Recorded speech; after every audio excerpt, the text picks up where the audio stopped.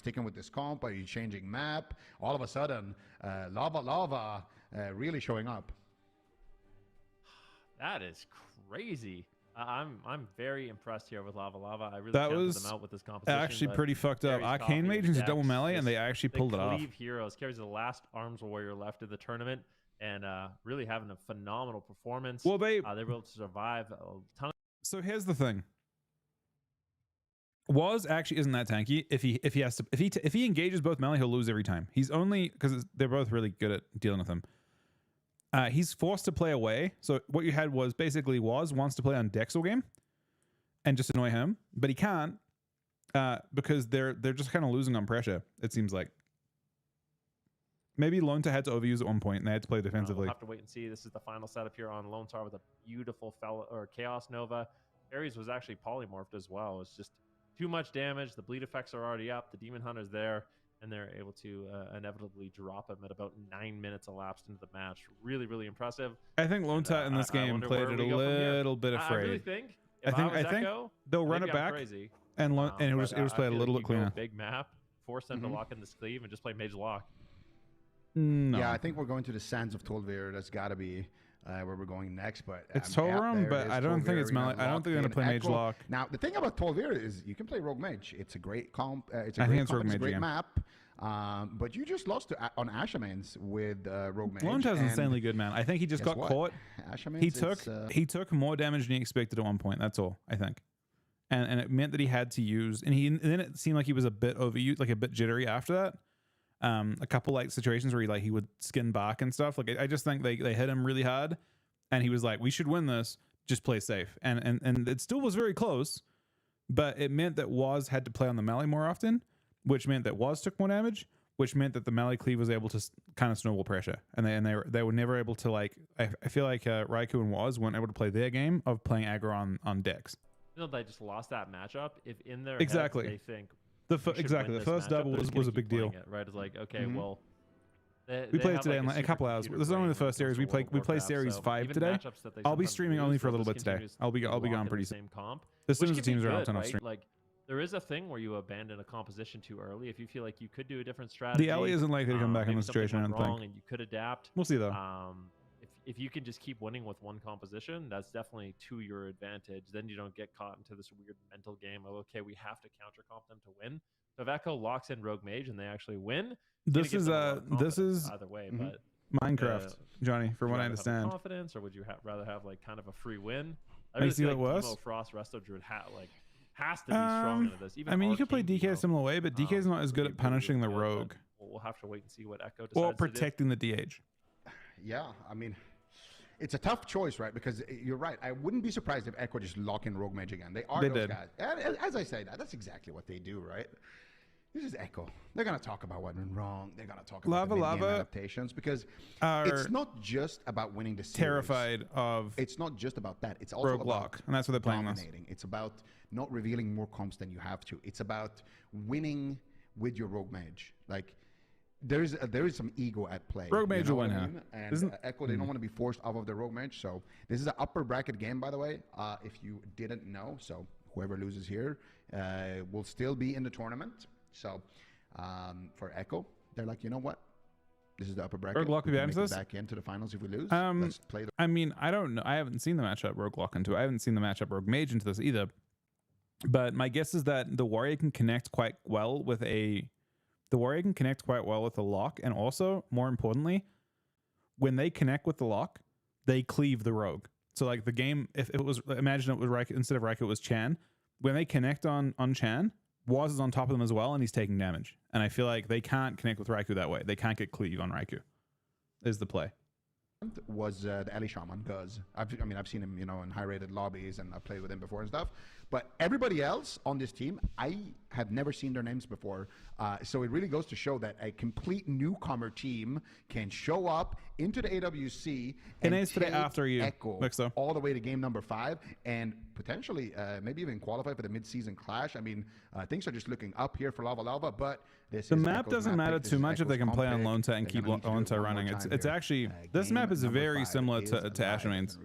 Ashamans is actually the more fun map because the pillars are close together. You have a big distance between these pillars. Gets interrupted on so here's the big Lone Star can get caught. They're going after Dex. It's a huge amount of damage. Beautiful fear there. Nicely done by Coffee. going to be using that sigil to just slow down. But yeah, transitioning between pillars can be difficult for Lonta. All you need is a little bit of a break in the damage, and I think Dex is going to be able to handle it. So as long as carries and Coffee, they come back at the right moment, they get the stun, they get the fears, you know, they get the intervenes. I mean, Adrude is the other thing we're seeing here, by the way. But a big setup here on Coffee, they might just lose in the opener. There is Nether Walk, no trinket though. To use his Nether Walk, but still has his trinket. The other big thing here is the Adrudes are really good at healing through this type of damage. This is what we noticed. I really like that push there by Ekko. Yeah, really, really nice. Adrude's just nuts healing through it. Slurp up the coffee here while it's hot in the morning. Well, it's 1 minute into the game, so it's the morning in Tolvir here. But Coffee sitting through a bash into a full sheep, into a full cyclone as well. That sheep would have gotten dispelled. They're pushing on Lonta. It was a short duration sheep anyway, so good. See that turn straight to Waz, and Waz has to run away. Now. They're trying to isolate as much as they can. On the side of Lava Lava. Stun to Lonta. There's going to be the target. They stun him into a fear potentially here. Nice little mini Stormbolt. He's actually playing Shimmer, I think. And now they're going to go after the Warrior here on the side of Ekko, but Dex completely out of crowd control. There's the Dragon's Breath. Raikou goes behind the pillar, gets the full sheep. Really nice positioning there by Raikou. You can tell he took like a little extra step there behind the pillar, and that is to avoid the Demon Hunter fell rushing and kicking him. So just small positional things like that. This is Storm. You can tell like all of these players are Lonta so very composed so far. No trinket used yet, just an Iron Back, no overlaps. There's the hunt. Waz respecting the situation, trinkets out, doesn't want Lontar to actually trade out his cooldowns, and Waz used his evasion there, so Waz he trinkets, evasions, and Lontar uses Iron Bark. So a bit of a defensive overlap. Coffee is going got to 9 bucks, so looking pretty clean. Stay alive for now. Even mana at this point. Lonta taking huge hits. That's the second cooldown. There's a vulnerability point. Heart of the Wild. This actually was a bit of a mistake from Lonta, I think. He opted to Iron Back before Skin, I think, when he had both. And now there's a 43-second window because Iron Back has a longer CD. I assume he's in bear form, judging by the fact that his HP is not moving. I could be wrong. So Dex just walking away from that situation unscathed. Full. And now it's going to be Lontar again on the back foot. This time around, he doesn't have anything here. No Bark Skin and no Iron Bark. Didn't trinket though, which is nice. A Tree of Life incarnation, which gives you almost as much armor as bear form. So Lontar's still pretty tanky when he is looking. When these druids look like a broccoli, clones, maybe. Really I don't think that's what they need. I think they should be clean with the defensives, and they're fine. They've got a 20-second vulnerability period here on Lonta. He's about to have both cooldowns come up again. As high as possible. I think it's actually kind of important that he uses Skin first, though. We got a full cyclone here onto Dex. Maybe not. Going for a Blade Storm. Big setup here onto Coffee. He needs to be careful, but here we go. This is the go on Lontar. He actually jukes a kick there, gets hunted. Big hunt here on Lontar. Lontar's in trouble. He gets caught into the stun. Needs to use the Bark Skin. There's the Skin. Good. I have to see some peels coming in. Lontar got a really nice cyclone on carries right before he actually imprisoned that clone. Big hit on Waz. Cloak. Waz right now in a lot of trouble. Forced to use that Cloak of Shadows. These swaps are just so devastating. Coming in from Lava Lava, the Demon Hunter Warrior is honestly looking a lot better than I originally anticipated, but there's got to be a reason why these guys are in the upper bracket. There's a reason why they're tied up here with Ekko, potentially sending them down into the lower bracket. I mean, this is looking good here for Lava Lava. We'll see if they can hold on and if they can actually beat Ekko in a series. That is a huge statement. Huge damage on oh my god, man. wait. What is I'm going on? I'm starting to root for Lava Lava Bro, here. I mean, they are we had vulnerable Hoola as well, which is another basically newcomer team playing off-meta compositions. And I mean, things are really being shaken up here in Europe, but let's not get ahead of ourselves. Lava Lava, they still have their work cut out for them. What are they going to do here? Lontar right now in huge trouble. 4 seconds left on that Barkskin, but he is in the broccoli form right now, making sure. I mean, we're just getting very close to a point where Lontar has to overuse. We're going to see a trinket skin or something. Pretty soon there's a nice clone. Was in trouble. Here's his evasion. Last button. Onto Lontar. They blind Dex. For a while, too. And trying to Was is actually legit now, vulnerable. Cheap shot onto Dex. Cheap shot onto Coffee. They don't get the follow-up polymorph, though. Raikou gets interrupted by the fear. With the turnaround. There's the hunt. There's the Stormbolt. Big Nam here coming in onto Lontar. It's Waz who's in trouble. If they realize the vulnerability on Waz, it's Waz who can get crushed here. Any little CC on Lontar, force the trinket, put him out of everything. Here's Waz now. Waz taking some damage. Anytime soon. And you can see that purple circle around Lontar, like that little shield. That is the mage shield that he got from Raikou. Okay, Waz probably has an evasion now, to be honest. He's an anytime outlier. Lontar has that, if they would Chaos Nova him, as he has that on him. For example, they just Chaos Nova Raikou, you see, it didn't last very long. And that's this is an awkward spot. They're actually losing the trade here. They went Dex, but Lone Tail was the one who had to use Trank. See them on a healer. Gets incapped. Right now, Waz getting swapped to Lontar, actually getting. They're just deleting Waz. Waz is about to have Cloak, probably has evasion. Ducking into Tree of Life here again. Dex looking for the Cyclone, but Lontar line of sight. The outside on blue bar, even though they're doing double the damage. Lone Tail drinks kind of bad. While his team is getting aggressive, Coffee's there though. Coffee is there and alert of that drink, and he's going to be shutting it down here. Ekko wants to dampen them, but it's not looking good. Dehydrating. They want to kill Dex or get CC on Dex and kill Warrior. Those are the two vulnerabilities, but they're both looking good. I mean, they're looking bulletproof right now, right? Pre-parry from Warrior. Dampening, as I say that. Cloak from Waz. Trinkets, cloaks. He's going to be fine. Ooh, this is such a close call. Waz is still low. Lone Tail gets a big drink. Coffee needs to be careful. There's got no trade. Big hunt on Waz. Huge trouble. Into a stun. Diminishing return, but do they have the damage to take him down? We need to get back to Lone Tail. At the same time, Raikou might just get dropped. He's forced into a nice we go. There's an absolute huge panic. trouble. Trinket from Lone Tail. Trinket back. This is their moment. They can use this pressure. Raikou defensive, Lone Tail defensive. All three members of Ekko are in shambles, but at the same time, has back, but he's being crazy greedy. He wants to save the Warrior. He wants to take down Dex, Warrior. They just can't. They're gonna set up Lone Tail with no huts. Lone Tail with no huts. They fed it. They fed them all off. Arms Warrior in this tournament. Can he actually beat Ekko? Can they take down the Arcane Mage, Outlaw, Rogue, Menace? We'll have to wait and see. But a big Coffee. He has to hold a little bit longer. Ironbark does connect. He net this as well. Coffee doing everything he can. Bit of an overlap. This is what they're looking for from Ekko's standpoint. He's still in trouble. Still in execute range. There's darkness. Darkness drops down. That should be more than enough for him to survive. Big Ivy. Now they need to get aggressive. Now they need to continue the pressure. There's might just one shot. There's no way. Are they going to do it? Are you kidding me? Lava, Arms Warrior, Demon Hunter, Resto Druid. I counted them out, but they sent Ekko down to the lower bracket. That is actually fucking insane. I can't even remember the last time we saw Ekko lose. This is absolutely incredible.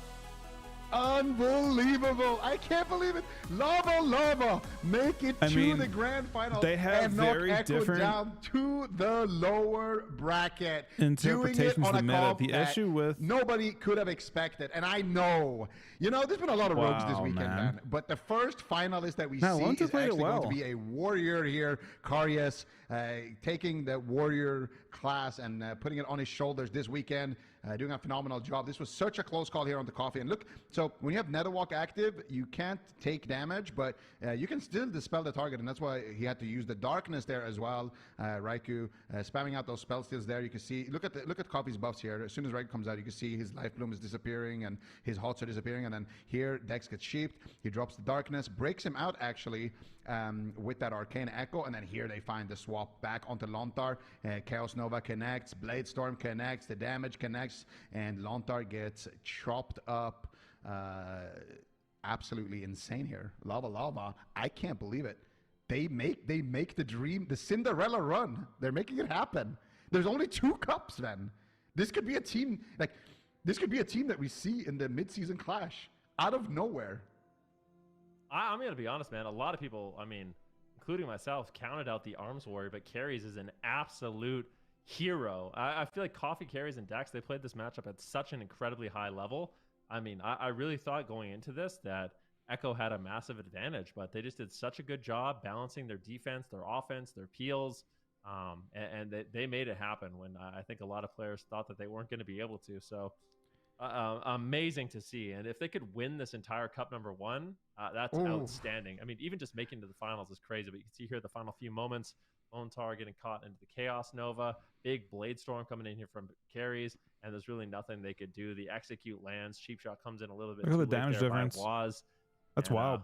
They do it. I do think Ekko has some other answers, but the fact that they're going to force them to change compositions is massive. I don't actually know what they would do differently. I also want to mention that they did a chat poll before heading into that series, and 92% of chat put a lot of points towards Ekko winning. So anyone that voted for Lava is getting a huge payout right now. Yep. I'm going to be honest. I don't care. I'll admit it. I thought Ekko was going to absolutely crush Lava. And the fact that they got reverse swept is actually it's amazing. Nothing but respect to Lava. for how they played the series, and really well-deserved spot in a team for 112K. Yeah, most definitely. Here's a quick look at Bring that back. damage breakdown. Lonta's so good, man. The final moments here. Nothing. I think it's important to say like that. There's really nothing at all. Sorry, I'm pausing them a little bit, just so we analyze a little bit. But this last game, Lonta played incredibly clean. There was one moment where it opened up for them, and it was back here, I think. Both teams end up having to overuse at this point, I think. You have like Trinket Bark, I think, from Lonta before this moment, and then he has to skin. When's he skin? Wait, is this skin late? No, it's instant. He skins at 100%. He hits full. He dies both games in kidney shots. He gets isolated prey, Chaos Nova both times. But yeah, he played. I think the Asherman's game, they probably go, okay, I could have played that better from Lonta. Like Lonta didn't play it badly, but I think that there was some moments in that game where he slightly overreacted, and that meant that Waz had to play to help him more than he would have liked, and they didn't get to play their team. I would say that Ekko didn't get to play the offensive game they wanted to in the end.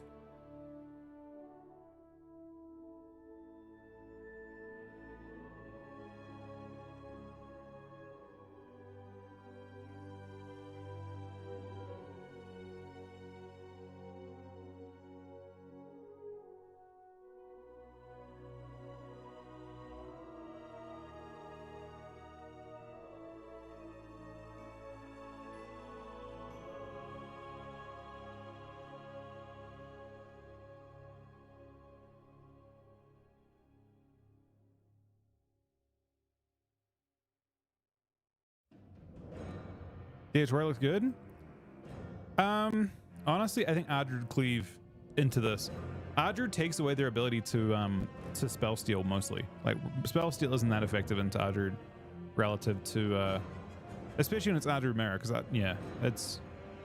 I mean, they played this game really well. Honestly, this series should have been 3-1 in the end to level up, because this map here, when they played the DHLE looks really convincing on this map, except they get 2 drinks on a small map. So technically speaking, Ekko is going to be sitting there going, well, fuck. we probably got a bit lucky to outplay them on this map, because Ekko did straight up outplay Lava Lava on Hook Point. Super interesting. Ekko is still playing. That was on the upper bracket. That matchup will probably more than likely happen again. We're going to see 2 lower bracket games now. This is the lower bracket game, followed by the winner of this plays Ekko, and then you have the finals. Well, yeah, Druids are playing Reactive Resin, but it doesn't really. I mean, it doesn't slow them down that much, I don't think. They push out on Druid and Sewers. I mean, I think they played this was the Sewers game played out the way you'd expect. LEDH Ardred is insanely strong into Arcane Mage. I think that had Ekko locked in LEDH blind, they would have played a counter comp into LEDH, and it would have been over instantly. Yeah, to do like they had a very solid game plan coming into it.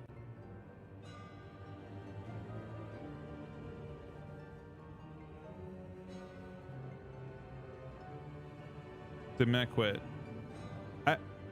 Honestly, I think he just had enough for a bit. Hopefully Matt comes back. But Lone Taz is doing an insanely good job. Don't like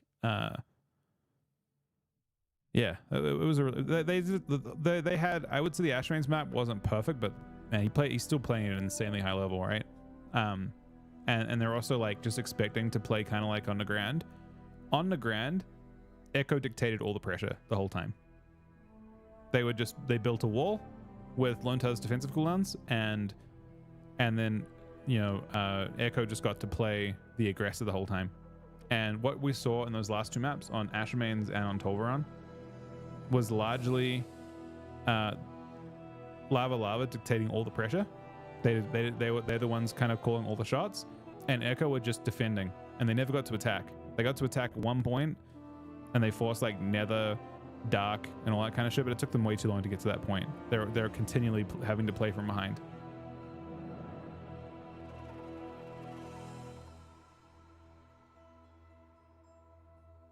But they both played really well. Lone Tide played Tolvaron pretty flawlessly. I mean, obviously, when I say that, he's infinitely better than I am, so. Should Ekko go on the Warrior? You can't really. Like, you go on the Warrior with CC on the Druid. If you are just and now if you're tuning behind, in, somehow missed that last like series, there are just like lots of spots. Sorry, I'm cutting her off a tiny bit. There are lots of spots where you'll have like Waz have to vanish peel, or like they have to commit stun dias defensively, which means they can't go offensive. They have to, like, they're just not ahead. When they're ahead, when they deflect a go with using nothing, those are the spots where they can start using offensive stun dias and stuff, and things get interesting. But they're just behind. Better compositionally and more experience on the roster. But if there is one team that I do not want to count out right now, it has got to be Hoola. They're a 3-man roster. They're playing only the Windwalker, the Sub-Rogue. Let's do some predictions. Thanks for being here, by the way. I'm only here for a little bit longer today. So far, they probably have gone pretty soon. been one of those teams that have really caused some major upsets. They are the team that knocked down the Wandering Water Furbogs, which is Swapsy's team with, you know, like Swapsy's all-star team, basically. So the fact that Swapsy has already been knocked out, like this could happen, right? Hoola could beat Shibaku Tensei, then they could beat Ekko, and Shibaku then all of a Tensei sudden, played you could have a grand DH final Lock, with I think, last time. two newly formed rosters. Just two newly formed rosters. People that haven't really competed. We're playing much today. In the AWC We play at all. fifth. Like, this could be, so you know, one of them. We play after the grand finals, which is Lava Lava. So if it goes through this, there's 2 lower bracket games plus the grand final. Then we play after that today. Means if they can maintain that through the second cup, they have a guaranteed spot in the mid-season. You guys are all voting Hoola tournament, so like this is a lot on the line kind right of now. insane. You know, you're going to be sitting a lot more comfortably if you can win. Matchup-wise, we'll probably see. And both these teams are playing some very interesting. Bro, we can't see DH Lock. It's got to be. We're expecting obviously the Windwalker, Subtlety Rogue, Holy Priest, Chibaku. Though, if they bring a Warlock, I think they're going to regret it. I really don't think. I don't know what they have. Warlock. They're probably going to have to bring some type of melee cleave. I wonder if they're going to try the Warrior Demon Hunter after seeing it succeed against Ekko with Lava Lava or not. They absolutely We're about to see it. But probably with the Shaman then, if I had to guess. Oh, shit. They're going to go Warrior DK.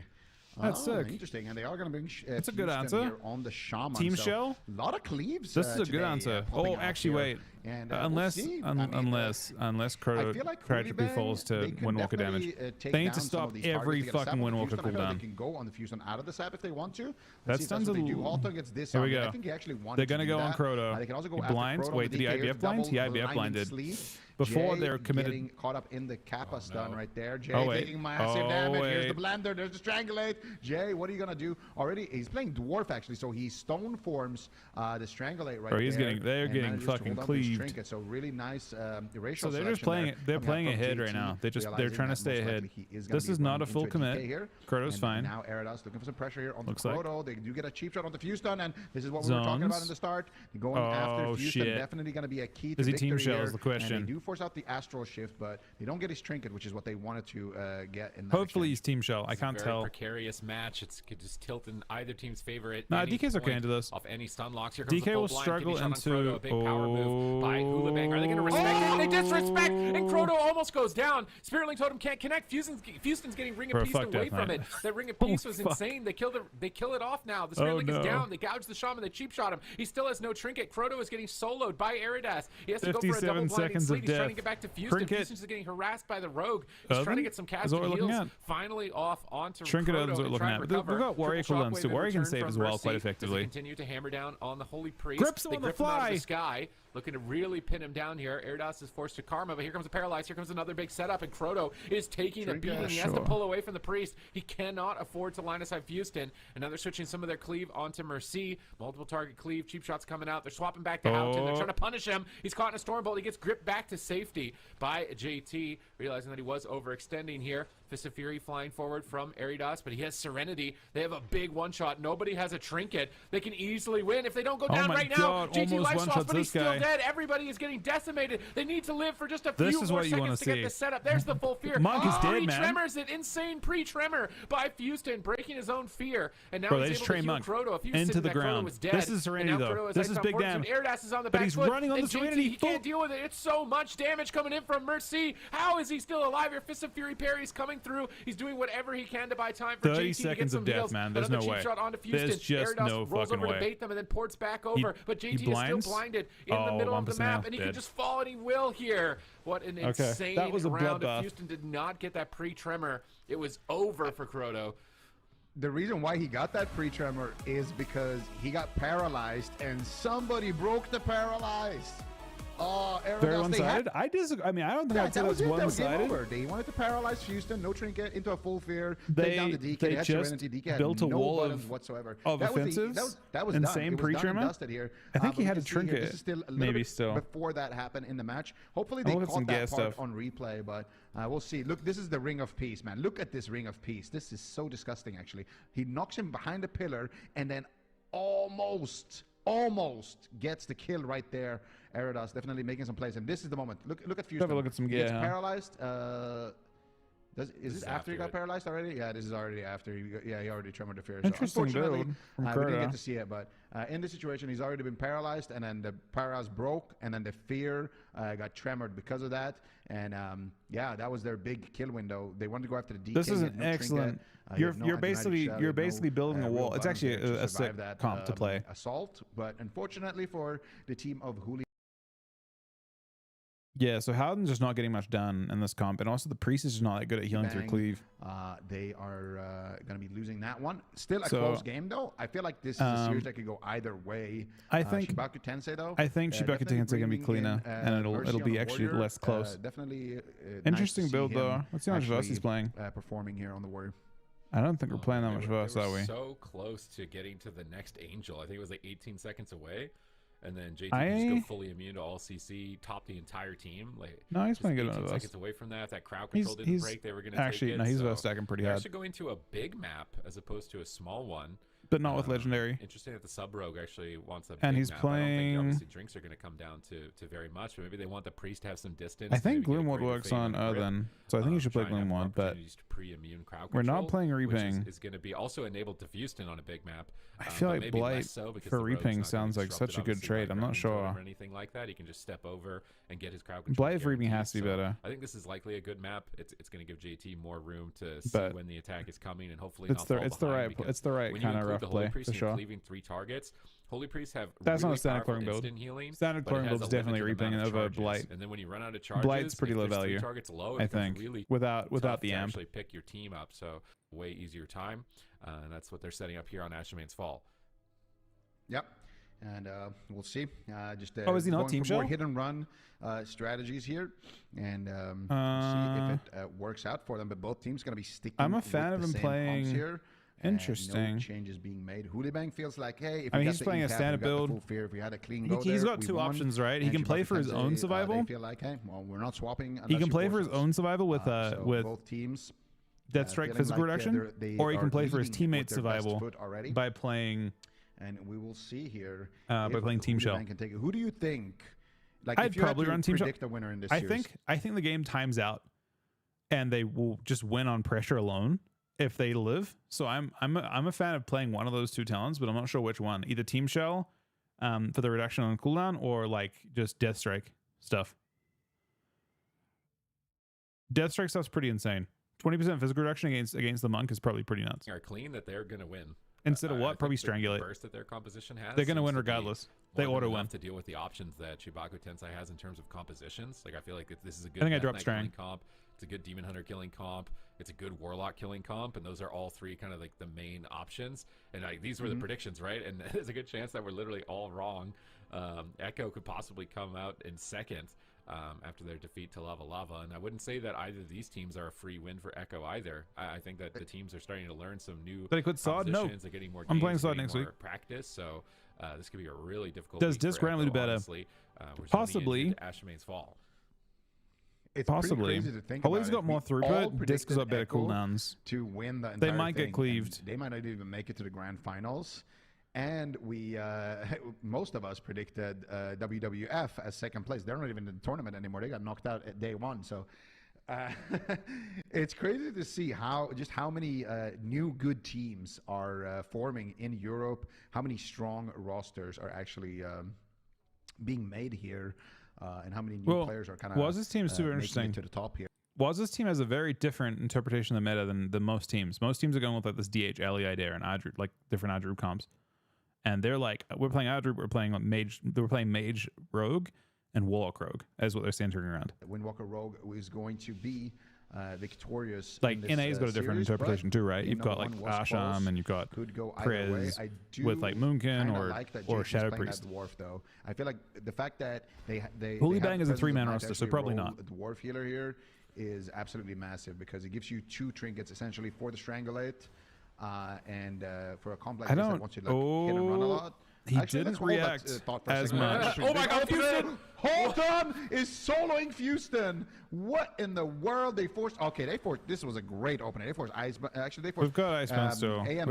We've had Iceman. Smoke Bomb is actually still down. They're not out of trouble just yet. Oh. JT spam healing Holton though. He's taking a lot of damage here. Get the paralyzed defensively onto Croto, and they do force out Houston's trinket, and he's on half HP. Zone. If they stun Houston right now, they could potentially 50 him. Yeah, I think they kick this.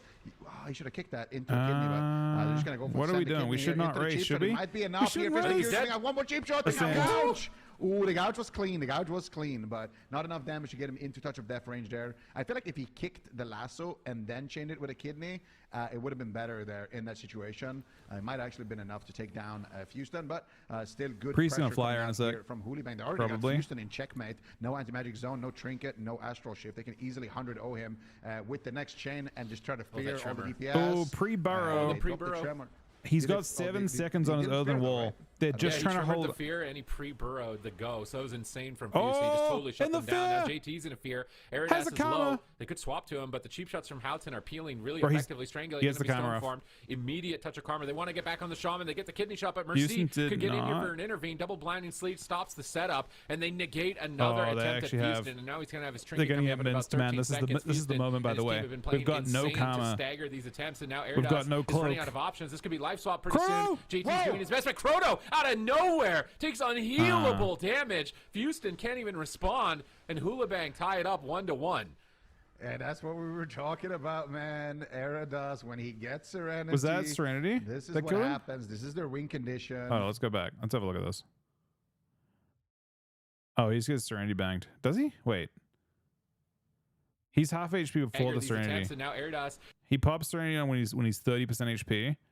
And he kills inside of the... What do we have here? He's just dead, right? The intervene got used already. We've got a stun. We can't tell if he's on stunned yet. We've got like a Stormbolt from Mercy, but it looks like they're about to win. Is running out of options. This could be life swap pretty soon. He dies. He can't link. JT's doing his best. We might miss the rally. Is running out of options. This could be life swap pretty soon. JT. We missed the rally, but just by it, I don't think rally's even going to save him. He's gonna get touch just. He did miss the rally, but I don't think rally's really small. Rising Sun Kick, Serenity, and boom, headshot with the Fist of Fury. And Houston, he doesn't have Trinket, so what can he do? He can't Spirit Link that. He can't really predict that. Their opener was really messy, but and that's just they're about to win that. It's here. Game over right here. That's the power of multi-targeting, and that's something that we've been talking. You know, we've been hammering about this for a long time. Yeah, it might have. Multi-targeting is so important because if the healer knows, well, I'm the only target, we just play to live, and if the healer doesn't die, we win. I just don't know if Strangulate's giving them much, honestly. Look at him. He's got his first Strangulate gets angeled. Himself. He thinks his DK is completely fine. He's behind the pillar. He's thinking about saving himself, but actually, he's not the one in trouble. It's Croto. I think I play Fizz Reduction. You might live that with Fizz Reduction because you got Trinket, right? So it's really, really beautiful. Does he set the sun? One in trouble. It's Croto. He has triple DR stun, man. He dies in the triple DR. That multiple point of pressure. Honestly, yeah, really, exactly. Really, death striking. Beautiful that in they the are capitalizing on that, and that's He does have a bolt appeal, but I don't think they've got trinkets. Chaku Tensei will switch comp, or they all have trinkets. This is what we're running into, and this is our best bet. I think they'll play the same matchup, but cleaner. If they have anything that's actually better. I feel like all of their main comps. I think I said in the pregame, it's a Death Knight focus, Demon Hunter focus, or Warlock focus, and I think Windwalker and Sub-Rogue both counter all three of those options. So unless they have something that doesn't involve those three.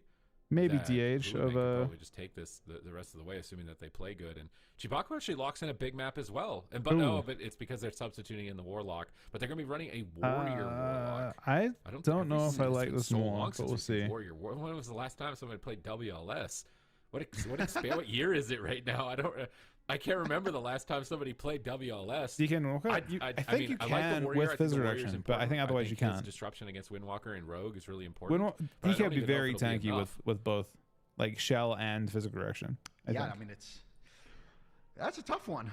So wait, let me get this straight. So let me just. Am I reading this right? Limps is the Demon Hunter of this team, and he's also an alt warrior. And Mercy is also a warrior. So if Chibaku Tensei wants to, they can play Man Cleave, right? So just play double warrior. Why don't they just play double warrior? Like, seems free, right? You intervene one warrior, the warrior intervenes you back. How can anyone die? That's pretty funny. I wonder how experienced Limps is on that warrior though, because he did look really good on the Demon Hunter day one, but we'll see on the warrior if he can perform on that as well. For Hoola Bang though, I mean, there's more disruption for sure, but there's also less pressure. I feel like the reason why the games are so fast and they basically have to win on the second Serenity is because of those grip setups that are coming in from the DK and just the Strangulate and like the single target one-shot pressure that they're trying to bring in to this matchup. Having the Warlock instead, it's a little bit more scripted because okay, if there's a billion portals out, hide. If there's Chaos Bolts being casted, stop them or hide if you don't have stops. So it's a little bit more easier to manage, but at the same time, if you're not going on the Warlock, he's always going to be there. Double Coil, Shadow Fury, Fear, just being as annoying as possible, disrupting spell locks, things like that. Making sure that no one on his team is actually dying. So we'll see if the Warlock ends up being a mistake or if it actually works out for them. I'm going to say I am not 100% convinced about the Warlock pick. I'm more convinced about I think Hoola Bang has a better matchup here than they did versus the DK, but we'll see. I think Chibaku Tensei is playing at a disadvantage in matchup no matter what. They're going to have to massively outplay if they want to stay alive in this tournament here. Hoola Bang are just popping off. They eliminated Swapsy's team. We were expecting them to get second on day one, and now they're looking to eliminate Chibaku Tensei. And is Ekko ready for this? This is a completely random comp. Nobody plays Windwalker, Subtlety, Holy Priest, and oh my God, Fuston is the target right away. He's dying through Earthenwall Totem. They gouge him low at the end of the stun lock. Even with a pre-Earthenwall, he almost goes down. Then they blind him up, and they're going to swap onto the Warlock. Limps is trying to come over. They drop a smoke bomb. Big swap onto the Warrior. Massive damage incoming. Is he going to survive the smoke bomb? Double Shadow Fury from Mercy off to the side, and he's playing that portal. He's able to teleport the Windwalker and the Rogue back to behind the pillar and away from the Priest there for a moment. We saw that tech being really important against the Devastation Evoker in North America. I believe it was Nick on Warlock that was utilizing it. It could be very important here as well for Mercy to peel during these stun locks. Yeah, definitely those Shadow Rifts. We saw them utilized yesterday by Nick on the Warlock. And was able to win them games, and it seems to be a popular pick here into these cleaves. Look at those Chaos Rifts here. Oh my God, he got triple portals. Look at Eradas just getting blasted behind the pillar. That fire flame rift doing so much damage. He actually had all three. Houghton! And Houghton randomly, Sheet Def's gonna proc here. Houghton, what the fuck? So close to proccing the Sheet Def there. I can't believe it, but Houghton is gonna stay alive. The Chaos Bolts are flying in right now. This looks kind of good. Mercy and Eradas getting full fear. Killing down the static field totem. Eradas now looking to make his way to the target. Mercy. Nice Ring of Peace there to bounce him even further away from Fuston. JT and Fuston all over each other. Fuston knocking JT further away. Mercy dropping to about half HP here. Big damage potential. Serenity is still available here for Eradas. So I want to see some kind of crowd control landing here onto Fuston. JT tried to def the Hex, but he gets cap totem into a Hex, into another cap totem it looked like. But Fuston getting kidneyed into a blind. Houghton can sap this blind here potentially. Doesn't actually managed to find it. See, I guess Walls, some totem or something was keeping Houston in combat there. I'm not sure. The Shadow Rift on JT. The Shadow Rift coming out there into the coil, but it's not gonna really generate too much pressure. actually in trouble now. Swap to though. What do they have? With the Blade Storm, big damage coming out. Hawthorne, Portal's coming in, blasting. He doesn't have Cloak of Shadows. He doesn't have Vanish. He has Vanish now, and Hawthorne should be able to stabilize here. But close. He's up Shadowy Duel for Mercy. Mercy can die. I think Mercy's dead. This Mercy can Trinket Port. Really maybe. good. Mercy showing us what he can do on here on his main. Yeah, they're going to have to figure out what they want to do. I mean, they've probably never played against Warrior, Warlock, Shaman. This comp hasn't been locked in like, I want to say a decade, even on ladder play. So they're trying to figure out how they want to navigate it. Do they go Warlock? Do they go Warrior? Oh, here comes another smoke bomb. Massive pressure. No one any resolve available. Houston ducks into the smoke bomb with a healing tide totem outside of it, healing through it. And that was really good positioning by him. But now he's paralyzed. They're still on top of the Warlock. Limps, does he have an intervene here maybe for Mercy? JT's trying to get in there, but he gets feared away. And he's got Trinket available. Eridas is in trouble. He's going to port back behind the pillar. They're going to probably swap to Houghton as soon as possible here. JT is still feared. Shadow Rift behind the pillar onto Eridas, but it's not going to matter too much as he rolls his way right back. But Mercy is going to then just port away. Double Shockwave, setting up for a Chaos Bolt here from Mercy onto the Windwalker. He's going to dampen harm, reduce the damage. Frozen Wall Totem is down on the Warlock. Mercy is going to plant and look for Spam Fear, but JT gets in there with a Chastise Fear of his own. But ultimately, it looks like it broke early. That's really unfortunate. Now JT is in a full fear. They're forced to paralyze the Warlock to stop damage. They're swapping to the Shaman, and Eridas and Houghton, I'm not sure if they know 100% what they want to do to be able to end this game. And the longer that it goes, I feel like it's going to be more and more in favor of Chibaku Tensei. Yeah, absolutely. I mean, they could... Oh, Hawthorne getting swapped to right now. Stormbolt coming out. There's the Blade Storm. Huge damage coming out here from Limps. Just trying to take down Hawthorne, but Hawthorne is limping around the corner right now. Catching a couple of heals. Manages to stay alive. JT going for the bear. Caught up in a big lightning lasso coming out. That's going to be the Void Shift coming out here for JT. And potentially his final cooldown here. They already procced his Guardian too. They're going after Houston. What are they going to do? They have Serenity active. They need to make something happen here. Triple leg sweep coming out. Houston though sitting through it, doesn't even use his trinket here. Now it's potentially the last Serenity that Eridas is going to see this match. Maybe he gets one more, but really forced nothing with it. Definitely not the situation you want to be in here as the Windwalker sub-rogue. Limps right now getting the pressure. Double Mortal Coil coming out here onto Hawthorne and Eridas. Eridas pushing deeper and deeper. There's this, the Touch of Karma coming out. There's the Rifts now are active here, and they're going after Eridas. The Touch of Karma though is going to be doing a lot of damage here. The entire thing just got redirected basically. So Mercy's going to have a big dot onto him. Houston now in a kidney shot. They're going after Mercy. I think Mercy's doing some work here. Hawthorne trying to capitalize on that. The Flame Rift does proc here for Mercy as well. So a lot of pressure from both sides, but I do think Mercy's going to be the one on the back foot here. JT catches a Stormbolt behind the pillar. Mercy teleports there looking for some crowd control, but not able to find it just yet. It's very spinning and cleaving, looking for the damage here, but it is going to be the Guardian here getting activated from JT, and it is going to be Limps here actually with the Blade Storm trying to turn the tides into his team's even favor. on mana. Both healers right now tied on mana. This is still anybody's game, but Eridas running out of cooldowns very, very quickly.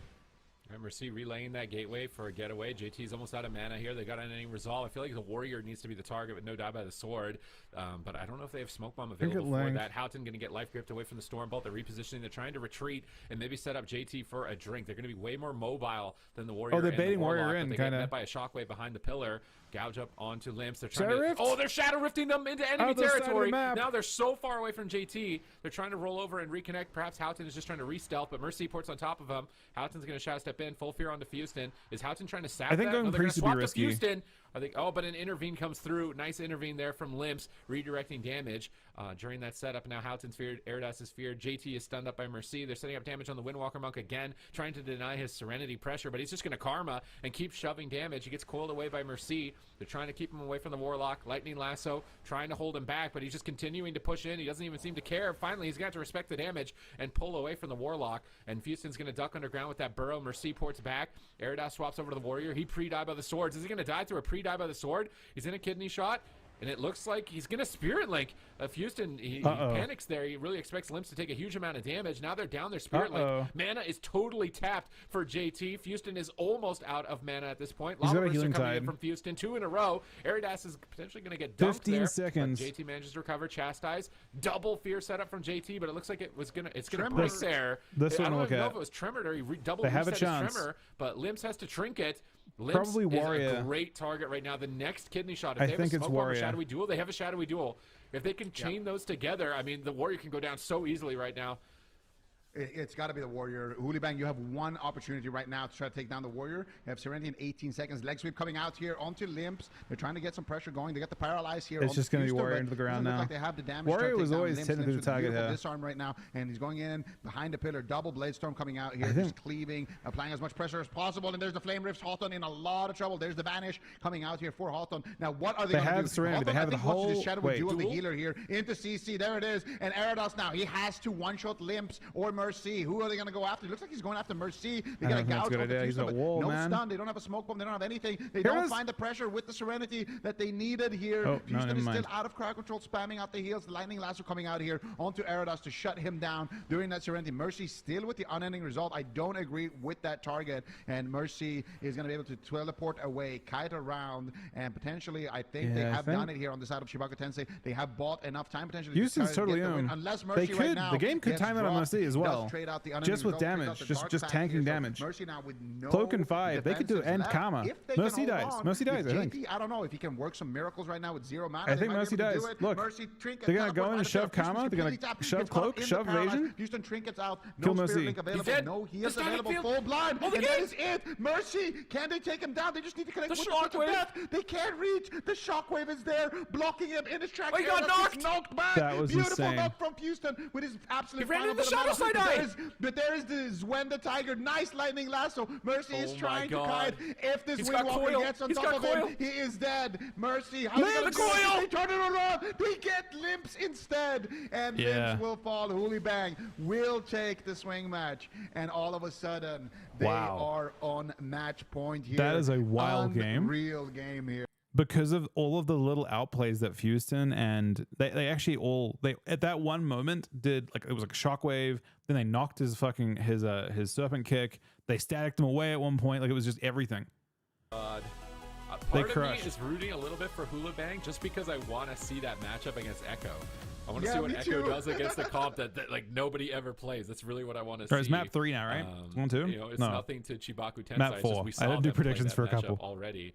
So I'm a little bit more rooting for Hoola Bang here, but it seems like they figured it out towards the end, and somehow JT just legendary. Those comps too damp. They should probably. Mercy had this hero moment where I was. I think you have to play a fast game into it, but like this is where we see a knockback. So we see the Monk roll in Thunderstorm mid knock. Does Houston play Holy Card? Mercy's like Holy Card and TSG would probably crush. He gets stunned, and he's just keeping his distance, just poking away. I'm watching the coil. The Warrior there is there for safeguard, like double intervene. Is just insane. That the safeguard, the Warrior brings a lot of tankiness. He's probably the easiest thing to kill as a result of that because he can't safeguard himself. But and they ended up killing him. But yeah, it's a really interesting game, super interesting game. Guaranteed. Japanese Warrior, no, maybe absolutely. I mean, DK is finishing quickly. Mercy played that really insane. Honestly, on his Blood. Warlock. This is the perfect team right? I feel like they to play Blood DK into. But it's a more squishy. Bro, holy fuck! It's definitely a tough situation to be in. If they actually play Blood TSG, they have a 0% chance to lose. Literally 0% chance to lose. It is impossible. Blood TSG, Magic Shell, and fucking Walking Dead. Grip the Monk on cooldown. He can't roll anywhere. It'd be auto win. Literal guaranteed to win. Impossible to lose. Completely agree with that because if they actually shove Blood here, they are 5,000 trillion IQ and it's guaranteed win. And there's no chance to lose. They are super only the Blood can dive instead of intervene at playing their class, right? And they have managed to bro, if they actually lock Blood DK here, they instantaneously guaranteed win the win this round. I'm willing to bet that Ekko doesn't have a lot of experience playing into Windwalker Rogue, and if they do, certainly not a team of Hoola Bang's caliber. And I think they're going to walk into that. All right, this is possibly last game for us to watch. We'll see. As soon as the teams are, I'm stopping today. But give me 1 sec, guys. I'll be back in 1 minute. Okay. Thanks for watching. Give Hoola Bang a chance here. Oh, they bring in Limps on the Demon King. That's no Warrior though. No shockwaves. No intervenes. That's like the really big one. And also Demon Hunter is really easy to kill as a sub rogue. I mean, This is by no means a guarantee at all. This is just like we're going to play maybe a main comp. Like we've seen this a few times from a few teams being really powerful in the meta. But I think specifically into this, Windwalker can solo anybody on their team. But primarily it's going to be a big threat for the Warlock. The Rogue is a big threat for the Demon Hunter. And they have enough instant CC for the Shaman that like he's just going to get caught in an in-cap and somebody's going to get erased. So this is a really stressful matchup, I think, for Chibaku, even with this substitution onto the Demon Hunter. Absolutely. I feel like Chibaku Tensei, they tried the DK comp. They're like, yeah, we got that one win, but if that paralyze didn't break, we probably lost that exactly. game. And then they were like, okay, let's swap away from that. Or like they're like, let's try it again. Let's see how it works. Then they lost, and they were like, well, our DK just got one tapped randomly. There's not much we can do about that. Let's get him out of here. Let's try this on a big map. It didn't look bad, honestly, but it wasn't, you know, I mean, obviously they lost, so it didn't look like that convincing. So now they're like, well, let's try the Demon Hunter then. This is, I assume, their entire like arsenal of comps. They're basically just throwing things on the wall and see what sticks. So yeah, we'll see if this works out. But I think in theory, I gotta agree with you. Like being a Demon Hunter into a sub rogue, not the best situation. If you don't, like, you have to play an extremely clean game. Every single time you're getting stunned, you have to pre-blur, you have to pre-glimpse, you have to try to dodge them, you have to have Mercy there, dropping infernal stuns, coils, fears. You can never get cleanly stunned within the same 2 minutes twice. If you get cleanly stunned twice, you're actually just dead. So let's see what they do. And there it is. Chastise onto limbs. There's oh my God. Instant trinket. And this is exactly what I was talking about. You have to pre-blur. So what did they do? He's dead. Houston might just die right now. Not quite. Okay, Houston stays alive. Didn't use his trinket, didn't panic. So I didn't expect far, that. Decent opener for Hoola Bang, but it could be a lot worse. I think Brain's doing low school stuff. I think he had time. I don't think it has anything to do with him losing. So he can't. Maybe it did, but I doubt it. And they just stun him out of that. So if you're doing that, if you paralyze or chastise limps before you stun him, it's going to be extremely difficult for him to pre-blur. And there's a gouge, there's a kidney shot. Did he pre-blur? He did not. He cloaked it. And there's the Shadow Rift. Cloak on the Shadow Rift. Full Fear connects. And one more stun here onto limps. Surely they're going to trick it here. Chastise coming out. Good. Houston being unbelievably greedy, but the Nether Walk and the blur comes out. And when you're making the setups this clean, this is terrifying. What we were talking about, Sid. Like being a Demon Hunter in this situation is so terrifying. Not ideal. Yeah, you're going to get paralyzed, you're going to get chastised into a stun and not be able to trade any CDs preemptively. So the next setup still here with no trinket. If he's out of position for a Spearlink Totem trinket from Houston, it could be over for him. And they know that. They're just pulling back to the pillar. They're waiting for Serenity. So Houston needs to try and do something. He tries to static field, but they kill it too fast. They do get a full fear. Here comes the cheap shots. Here comes the gouge. Here comes the kidney. Massive damage. Smoke bomb comes in, and this could be it for Limps. Houston immediately drops the Spearlink Totem onto the fear, and that was one of their last lines of defense. Now they're swapping to Mercy. His health bar is disappearing rapidly as he's dying through on any resolve. Is he actually going to die through on any resolve? Eridas is doing so much damage. He gets stunned up by Limps. They're trying to counter-aggress, but Eridas is just going to portal away from that attempt. Houghton is out in the mid. Now he's coming back out, and now a kidney onto Houston. Cheap shot on the Shadow Rift, trying to port them away. Eridas is going to be ported away for at least a global, but almost immediately reconnecting. They interrupt one fear there, but he manages to land the next. Limps is trying to reposition. He's got his trinket coming up in 15 seconds. He really needs to survive to that moment, and Chibaku Tensei, man, this is a tense game for them. It's match point. They're blasting Houghton. He's going to evasion and be okay. JT, he's in the middle of the map. He wants to get some crowd control. Limp sees him coming. He's going to snare him up, but he does get gouged. He pre-ventral retreats, anticipating the stun. And now, is he going to get is he playing reverse? That doesn't look like it. I think they still want to kill Lips. He pre-darkness. He gets Ring of Peace out of it. He's trying to double jump into the darkness to make sure he's still getting value, but he gets bounced out of it. But JT and Angel should be able to pick the team back up. He survives another kidney shot with that maneuver, but offensively, I feel like they still have so many cooldowns to get through. It seems like Eridas hasn't really had to trade much, but maybe they just global him in a stun. He has to trade Karma. Mercy's going to pour it away. And now they're getting ready for the next attack. Where's it going to be? I feel like they need to swap. I think Mercy is the best target now in this position with no wall and no trinket. Mercy definitely a good target, but I feel like just with dampening still being only at 10%, it's not that easy to take him down, especially with how he kites, but we'll see what they decide to do. They paralyze Mercy. There's the chastise on the fuse down. They're going after Limps. That is it. No, he trinkets. Metamorphosis, tries to stay alive. Double coil coming out from Mercy. Houston forced to trinket as well. This is the situation that you absolutely never want to happen. Eridas, Serenity up in 5 seconds. Houston, no trinket. Limps, no trinket. It's pre-nether. You can literally just take like a coin and put Houston's name on one side, Limps' name on the other side, flip it, and whatever it lands on, that's who you kill. this is how much of a checkmate they're in right now. Oh, Mercy has Infernal, though. Oh, he used it. Oh, he used it on the Shadowy Duel into a full blind. Are they going to send the damage? They need damage now. Are they going to go Houston? He's going to get gouged. I think they're going to fear him and then go him maybe. This or just is go him under the gouge. Fear, but JT is feared. They're still kind of going after Limps, I think. Kidney shot on Houston. Limps is the target. It's match point for them. Tournament elimination. But Limps, he sneaks in another walk between the stuns. The stuns get gapped. They drop a smoke bomb. Big swap onto Mercy. He's out of range of his port. Houston is trying to get there. He's in the smoke bomb. Big ascendance for him.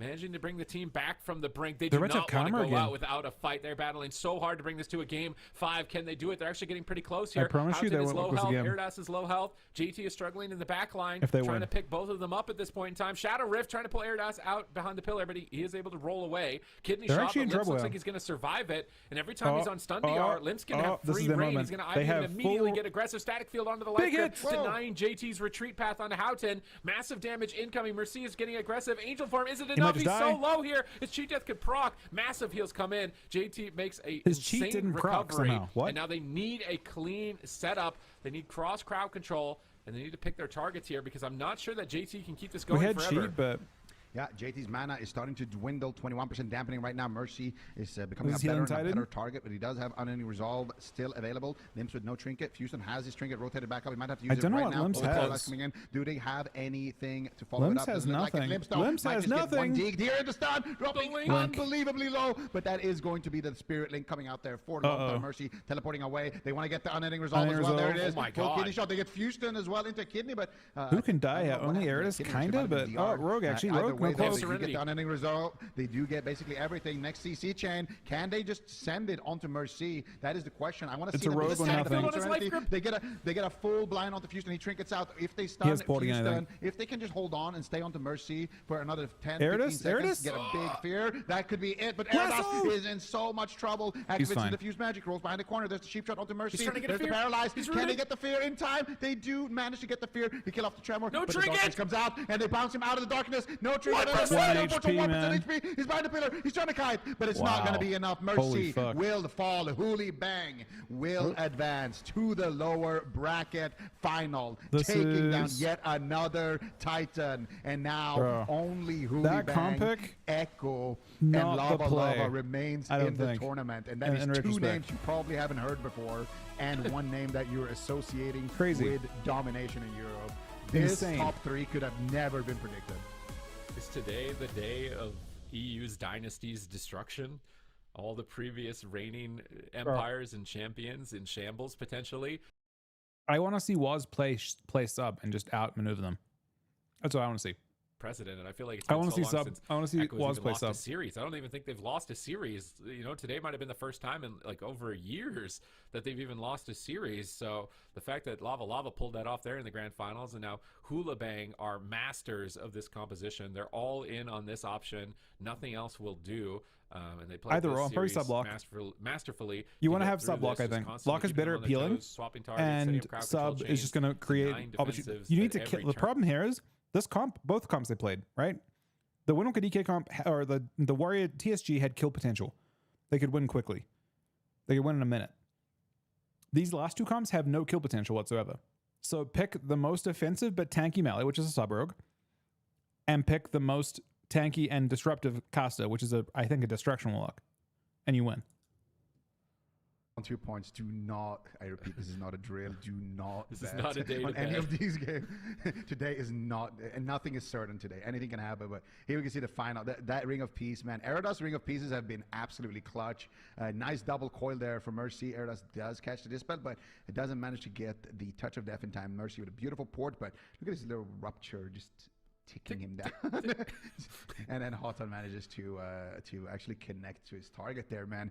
Yeah, the problem is Owl's kind of damn, and I think Holy Priest is good at healing through Owl. What they can do here, because on one end, we almost saw them win this game literally in the opener instantly, but on the other end, you know, they battle it out for, you know, a really long time, like 30% dampening or something, and then they can still, you know, play that long, controlled game. Level only have to lose 1 time.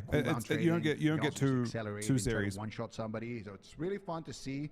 Just how well they can play this composition here on the side of Hoola Bang, and honestly a well-deserved top 3 and maybe even beyond. But Their next matchup is going to be their most revealing matchup. I think that this is going to be where they get most tested. They are going up against Ekko, and Ekko, first of all, they're pissed. They just lost, so this is not good. Second of all, it's a team with, you guys know Ekko, so yeah.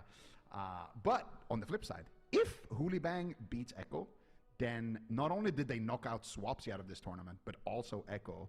So, I mean, Hoola can really make some history here in this lower bracket.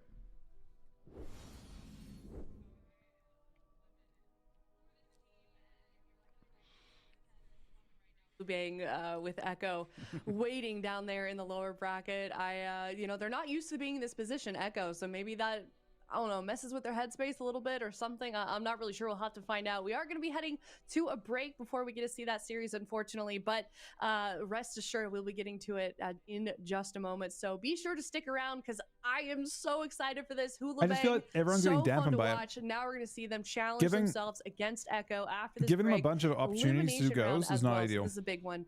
And everyone's trying to play these dampen comps into it. I feel like it's not the play. They aren't good defensively. They're good offensively. So play a bit tankier and play just as offensive.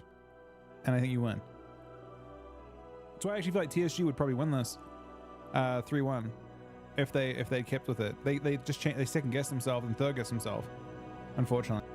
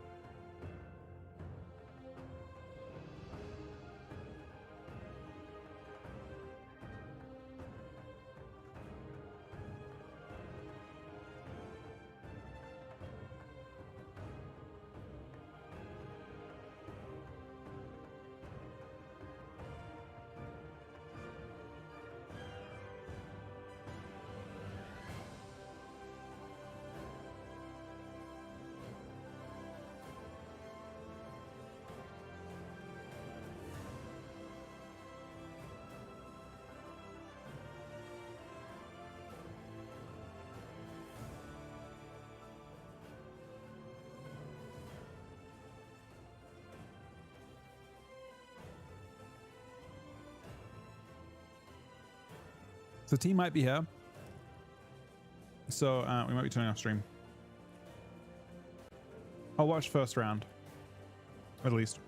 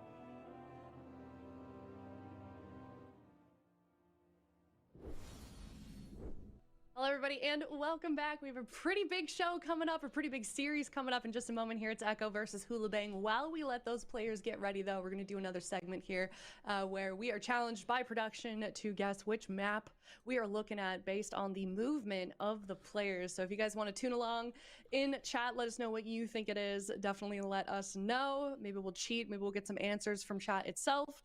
But let's take a look at the map and see what the choices are. Grand Arena, Tolvaron, Empyrean, or Ashamanes.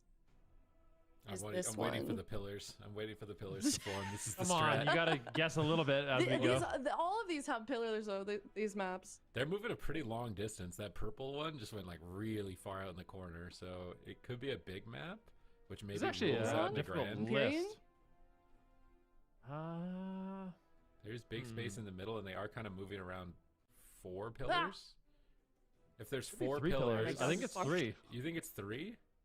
I'm thinking Ashamanes, because on the right side of the screen, it looks like that's like that big central pillar, right? A lot of open space that they're kind of utilizing at the top of the right side. Yeah, there's a druid in the bottom left right now for sure at a pillar. Yeah, he's on the pillar drinking. That's a druid. Now he's moving in the middle. Now he's moving back to his pillar. He's going the other off. purple one. This is hard because there's only one clear pillar from that one druid running infinite laps around it. Now I'm going Tolvaron. I could see it being Tolvaron. I could also see it being Ashamanes because they're both big maps with 3 pillars, right? Yeah. No one has gone. Like, the thing is, this is tough. How much time do we got? There's 0% chance this is Nagran. I don't Zico know. trying to chime in with Nagran. Zico's He's debating us hard. He's debating us hard. There's no way. I'm going Tolvaron. Oh! We need like a timer. My so we first can right lock in our answer. answers. We should. We need like a loud clicking noise too. A With the buzzer? pressure on. Some Jeopardy noise. Wait, why is it going through the pillars? Dun, dun, I was dun. wrong. I'm gonna be honest with everybody. I thought it was Ashamanes, so I mean, it could an L be, for right? me. It's a big map with 3 pillars. I feel like those are going to be the hardest ones when they're put together. I messed up though. It's just a guess, bro. It's okay. Sorry, you've been pretty It'll- spot on for the rest of the It'll time. be okay, man. Thank you. Actually, isn't You're Ben the one that tried to rig it against Zico before? I don't know. I feel Yeah, like, yeah. I feel like now he's Intervals? trying to get sympathy for being okay. wrong. So Yeah. it's predicting Trying to mess with movement our- Yeah, you know basically, what? and then You're go right, through pillars. actually. I'm This not is trying to get some- sympathy. I'm just saying I got it wrong, and that's fine. Like, I got the other ones right. This one is a little too difficult for me. This is a difficult selection, you know? Because they're all similar. That's true. They're all too similar. All right. Well, looks like chat did okay as well. So thank you so much to Warcraft Logs for powering that segment. If you'd like to look at your arena games kind of in depth like that too, go to warcraftlogs.com. That being said, now we're taking a look at the EU lower finals. It is Ekko versus Hoola Bang. Hoola Bang just had an incredible series against Chaku Tensei. Ekko unfortunately got sent down to the lower bracket by Lava. Quite a close series as well. You can bet that they are fired up at the moment to prove why they belong in that top spot where they normally are used to being. But I am kind of looking forward to another upset, Super T's, kind of shake things up a little Yeah, bit. this is a sketchy I don't think it's matchup. guaranteed. We'll see what happens. I think Hoola Bang had to beat P-Make's team, though, right? Am I incorrect? Do we have a bracket with the whole layout? Because I'm trying to remember who their first opponent was, because I think they faced offline similar. games? No, I think it was online. I think it was day 1. I think they fought against Hoola Bang P-Make. beat Wandering Water Furbolgs. They beat Black as On well. Friday. I think, and That's Black RMD. Was, RMD? They run very similar comps to Ekko, is what I was trying to say. Oh, it was They RM fought, Paladin, like, actually. you know, like the okay, here we can look at Black. Yeah, P-Make's team. Look at P-Make's roster. Like, it's like almost the exact same as Waz's roster, and they beat that. So that was like a warm-up. Yeah. Now can they beat like the final form, you know? Like, look at the line. It's literally exactly the same. P-Make Mage, Chanimal, and NPC on Warlock, Waz, Shoxy on Rogue, Lone Tar, Burley. Like, it's literally a mirrored team. So they've already beaten these comps. It's a question if now they can Wouldn't beat have lost these with Matt. players. Matt doesn't play I Oddard. really I think think that teams Oddard's are really helping him a lot. Valuing Wizards. I don't think Matt plays Oddard. Wizards have not been represented well in these tournaments so far, but Lone Tar's a really I good really fit for Ekko. genuinely feel like a Demonology Warlock Wizard Cleave would just destroy this composition. Like a Holy Priest Windwalker Sub Rogue, like that has counter comp with Frost Mage Demo all over it. So I swear I if would they like play to see Sub Ekko Destro, just they run win. that. I feel like it's But a we'll really see. solid answer. But I guess we'll have to wait and see what exactly they do. Sub Destro and just kill the, just use every go on the Windwalker. Utilizing their counter comping options available. I mean, maybe I'm totally off about that, but I feel like it would be close to a free win. What do we got? They're not, why? Outlaw. Oh God, why they're doing Roguelock Shaman? I don't know if I agree with this from Ekko. I mean, I feel like I don't think it's bad, but I feel like Sub's better. Outlaw Rogue is going to be, good in general, I think, at shutting this down. But I feel like the Warlock, that just the class, but it is Chanimal, so maybe that that's probably going to make up for it a bit. Maybe they want Lone Tar on his on Shaman on his main, also possibly could be what they're considering. I feel like Lone Tar is he really just a Shaman? I feel like he's really good at everything. Fighting Warlocks that Hoola they're probably like salivating over seeing this comp. All right, let's see what they can get done. Well, I mean, Mercy was playing insanely well too. Mercy had some crazy heads-up plays in those games. Waz getting a counter sap, looking for a stun here onto Houghton, shutting down this initial opener. Grapple weapon now onto Waz, into a gouge. Are they going to set up on him? They need instant crowd control on Lone Tar. Chanimal there to shut it down with a double Infernal. So both these teams playing well in the opening stages, denying damage, but it is going to be Ekko that pulls ahead. Cheap shot on JT, huge pressure here, but at the same time, we can see Eridas and Houghton switch it on a dime. Waz taking a lot of burst damage. I don't think Shaman's the best deal, but maybe it just goes by comfort whatsoever. This is a much slower start than we're used to from Hoola Bang. I mean, they're just getting shut down by Waz, right? Here, they're really nice gouge. Ekko here initially. Houghton's trying to get aggressive towards Chanimal, but Chanimal fakes an interrupt. He's got precognition, fear on the Windwalker, blind on the healer, kidney shot out, cheap shot on Houghton. Big damage across the board right now onto all three players potentially. Houghton could just fall. So close to death. Lone Tar and a paralyzed. JT trying to roll in for a fear, but he's too far away. But Chanimal's taking so much damage. He might just die anyway. So they don't even need to get the fear. He's dying through his wall. I can't believe the pressure right now onto Chanimal. He's trying to counter it with some Chaos Bolts, but JT's ready for it. He's keeping his team really healthy here. Double coil, fear spam. Actually slips the fear on JT. Looks like it might have been death as JT's going to Apotheosis. He's reset his Chastise. He can Chastise fear. Lone Tar has no trinket. So he's looking for a Hex. I think Hex is going to be really important, like just getting it that on the Priest or getting it on a DPS. But here comes the full blind. Are they going to respect this? They fear Waz. Chanimal is alone, and he's trying to do his best here with Dark Pact in the middle, absorbing some damage. Now they make a swap onto Lone Tar. They are all over them right now as they're going to pop their wall, their Astral Shift. Then they swap immediately to Waz. They force his evasion. They're killing him through evasion right now. Hoola Bang, man, are in the driver's seat. Yeah, Hoola Bang looking really good so far. I don't know if this is the best composition here for Ekko, but we'll have to wait and see where the openings. Right now, Houghton and Eridas don't have a trinket. This is a big kidney shot, but it gets gripped back to the safety of the pillar. They're trying to make a swap here onto Houghton, but it doesn't look like they're going to be able to. Mortal Coil coming in. It's on diminishing return. Houghton gets a beautiful interrupt. Where is the next target? Chanimal pre-portals away. He's one of the slipperiest Warlocks in the game to actually go after, but a nice double stun, double fear. Big setup here on Chanimal, and he's going to need some help. They're doing it! Outright dive! Oh my god, oh my goodness gracious. Lone Tar slips in. Trinket Link. Trinket Spirit Link, but that was a beautiful setup. Double leg sweep into double fear. Stun lock on Chanimal. The problem is you're dry. They have nothing. Oh, Houghton in trouble. Full kidney shot. No trinket. It looks like JT's going to duck into angel form immediately. Waz got lower than Houghton. They know they can win the They're game. punching back way harder. No on Chanimal. There's really no answers. They pre-Earthen Wall Totem. If they can maybe ring a piece the Earthen Wall Totem, knock him out of it, they're just going to go through it. Can they actually kill Chanimal through Earthen Wall? Triple fear from JT. They're setting up to take game one against Ekko. Completely unprecedented day in Europe right now. Lone Tar into a Chastise, into a Paralyzes. Chanimal going to fall. Eridas is getting peeled away from Waz, but he's finally able to connect. It is so much damage. Double coil instantly dispelled. They shadowy duel Lone Tar to give a 1v1 for the Windwalker and the Warlock, but Chanimal is winning that 1v1 with the spam fears, preventing him from connecting. They gouge up Waz. They're still being patient, getting ready for the next attack. Waz is disarmed out of that. Fist of Fury flying forward, trying to keep their pressure. Next Sandia is going to be very scary. 12 seconds on Trinket.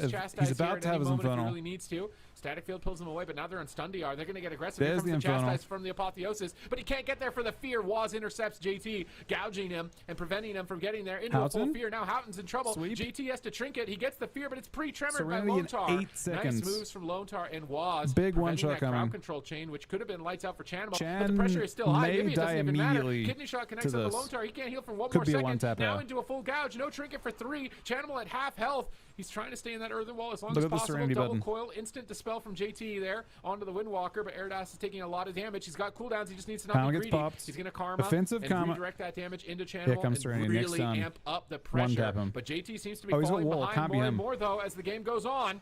Yeah, he gets counterspelled into a cheap shot, into a fear, into a gouge, and he needs heals quick.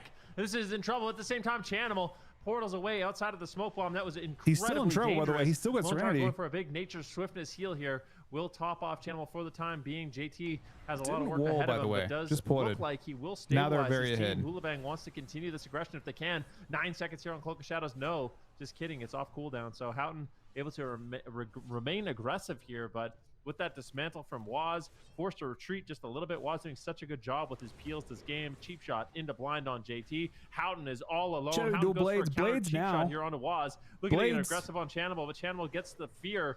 JT's going to use the Will of the Forsaken, break out of that, going to Angel form and just bomb out the heels, and now all of a sudden it's Channel that's in trouble. Blade's doing a bit. JT is just leveling Shadowy up, powering duel. up. I mean, he's actually winning on mana. They're winning He's on in pressure. Shadowy Channel duel could right now. die right here and now.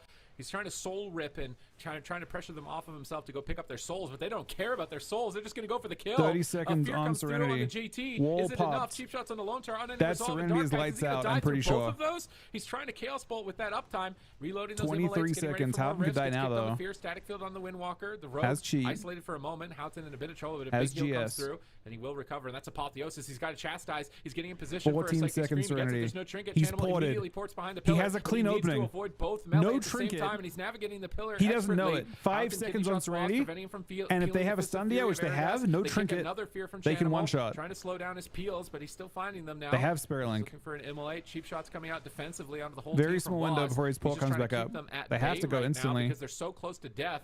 Lone Tar needs to be ready for a trinket link. He's trying to get aggressive. They get a fear on JT. There we Channel go. is taking Strike control of the Lord. game right now with these fears at the moment, really creating opportunities. But here's the paralyze. He immediately dark packs, but it's a swap Waz! onto Waz. Waz! Is he ready for the swap? Massive Serenity. damage incoming. Spirit Link totem Link comes down, and misses a pre-tremor Chan. on the fear from Lone Tar. MVP I think? play No, from actually Lone Tar in Chan. that position to recover, but now there's But no now link there's for Channel. Chan. Here's the smoke bomb. Lone Tar's trying to get there. Channel ports out of it immediately and evacuates, getting on top of JT. Looks for a fear, gets the fear. They're off the kidney almost shot, gets winning the on precog. mana, That by the step way. kick was too late. Lone Tar is and now going Channel home. has precognition. He's free casting. Even more fears on There it JT. is. Can they get a hex on him? Maybe out of Counters. this? They get a sap out of the fear from Waz. A pre-karma on the cheap shot. A pre-cloak Shadow from Blade's Houghton. over. Insane Cloak plays as from well. Eridas and Houghton in that setup, denying Waz's assault. Now another chastise on Lone Tar. Can he get there for the fear? He doesn't have a tremor 20 totem. seconds on JT is duel. chasing down Lone Or Tar, but he's lower. getting rooted. He's looking No for mind port, no games now. He gets trinket. counterspell, but now he can free heal possibly into the future. Waz is going to evasion. He's not a target. They're getting back on Channel. They could cut him down through Dark Pack full Chan can blind. die, Lone Tar yeah. has to trinket. Channel Chan can can just die, outright yeah. die. The kidney shot Eridas. He Houghton? grips it, but Houghton's Dead. in trouble. And oh my god, disgusting Double Flame Rift. You can see it right here. Double Flame damage Rift coming out annihilates from him. Channel. Houghton will go down. Triple portal wombo combo. You can see Waz. Look at his face. That was too close for comfort. Ekko, I wonder if they go back to the drawing board. They bring in a different composition. Are they happy with how this played out? Because, I mean, they did end up getting the win. But, I mean, there was a lot That of swap close was an calls, angel? close calls on Oh, it's Waz, so like brutal, 3 or 4 man. Incredibly close calls. I don't on know Channel, and I feel like how I Ekko feel. just- So one of the really interesting things about the way they're playing this game, we saw the team yesterday play that had very similar roster to Ekko, right? But they're playing Arcane Mage, and with Arcane Mage they get no cleave because they're always spread out. The two melee can play repeatedly. When they play on Chan, Waz is cleaving both of them. You can see the kind of like spread pressure you've got here. Like having a walk is almost kind of like helping them bait to get cleaved. It's actually kind of nice.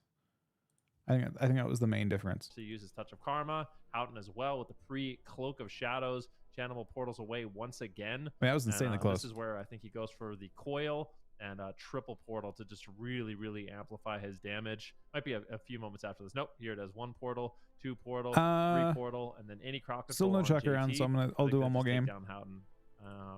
It looks like, yeah, JT just doesn't have the healing.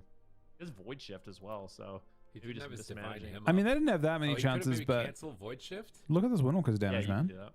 That, Honestly, that's actually look at tragic. the fucking I feel like Sub-Rogue's maybe he didn't damage. wanna The cancel Sub-Rogue it. is actually I doing think competitive maybe when he was damage compared to pressing, an he was Owl pressing Rogue. Divine Him, because usually you use Divine Him with Angel, and it wasn't synced up perfectly.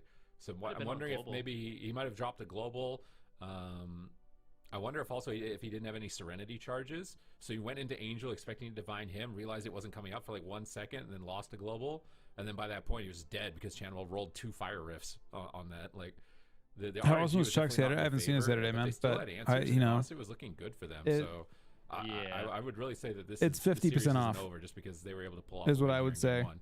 It's discount. No, I wouldn't say that at all. Honestly, I feel like Hoola Bang was winning for most of that game. So, yeah, we'll have to wait and see. Hoola Bang just seems like they always have an answer. But the amount of instant crowd control, the subtlety rogue. How are we doing against Ekko? We play against. Wait, did we play against Ekko? No, we didn't play against Ekko, right? 3 versus 1 situation. They're insanely good. So consistently, amount of Why don't burst they kill the damage shaman? Windwalker Monk and Subrok has, I feel like this is honestly a pretty good They could, but they open themselves overall, up to just getting controlled and messed around by Chan. They're basically not letting Chan get any, like, he's getting very few bolts and stuff off. Awesome burst as well with the Windwalker Monk and Subtlety Rogue. Right, I have a feeling they can rotate through, so I think this is challenging, and one of the reasons why Hoola Bang obviously playing this. But it'll be awkward for him for a couple weeks for sure. It'll be super awkward if he's dropping his kids off at school and stuff. That's gotta be super fucking awkward. But he wears a hat, I guess, right? Wait and see. And he like puts like tape over his beard or something. That's probably the play. I wonder if Ekko has to go back to the drawing board. But half the beard part's the impossible to hide. You can wear a hat for the hair, right? But the beard, I don't know how you deal with that.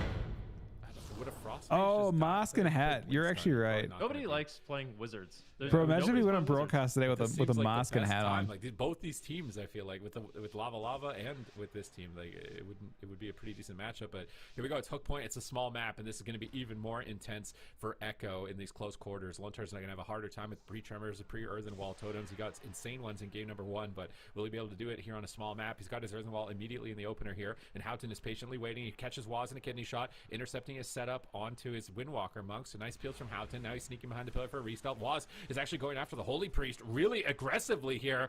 A very interesting stance swap for the team, just chasing down the healer, but he seems to be all right. He actually had to use GA on himself. That's actually a good cooldown bait. Now that's not available for the Monk or the Rogue. Oh, that'd be funny as fuck if he actually had like a reveal. CC out of the blind if he wants to go for a DR Fear or Chastise. Oh, Waz the gouges marker. him right before it. Insane gouge into a Hex. Great coordination between Waz and Lontar between game 1 and game 2 to stop JT. Now he's into a kidney shot. His Windwalker's in trouble. Dampen Harm and Karma. They're swapping to Lontar possibly. Big one shot. Is he ready? He pops Astral Shift. He's dying through it. He has to Hellstone as well as Ascendance and Guidance. That was a huge value swap from Hoola Bang.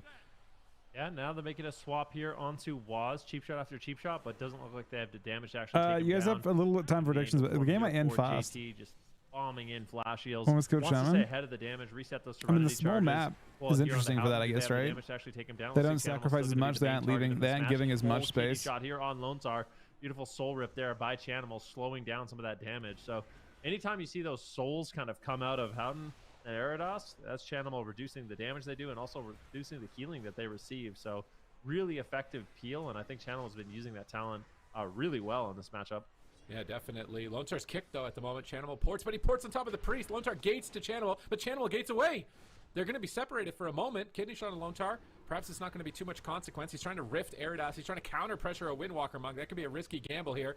Fear on Houghton out of the cheap shot. Spamming Fear, gets kicked on the next one. Looking to reload the Immolates, trying to get some more rift procs. Waz gets paralyzed. Nice Hex Aura Mastery here from Lontar. I really think Hex could be a game breaker. Now Lava Burst's coming out as well. If he's getting extra crowd control on JT and extra damage, it's going to be really critical for Ekko in terms of ending the game before they get overwhelmed.